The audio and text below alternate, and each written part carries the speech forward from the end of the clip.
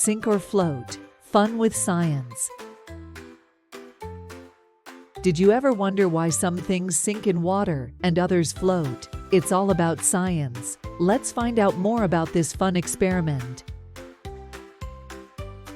When we put things in water, like toys or fruits, they can either sink down to the bottom or float on the surface. The reason behind this is something called density. Density is how much stuff is packed into an object. If something is heavy and has a lot of stuff packed into it, it will sink. But if something is light and has less stuff packed into it, it will float. For example, a rock is heavy and dense, so it sinks in water. But a plastic bottle is light and less dense, so it floats. Even big ships can float because they're designed to spread out their weight over a large area.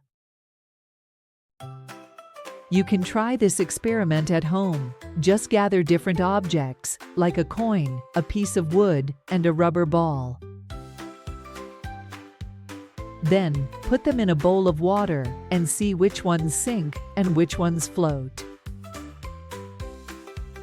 It's a fun way to learn about density and discover why things behave the way they do in water. So the next time you're at the pool or by a lake, remember the science behind sink or float. It's all about density.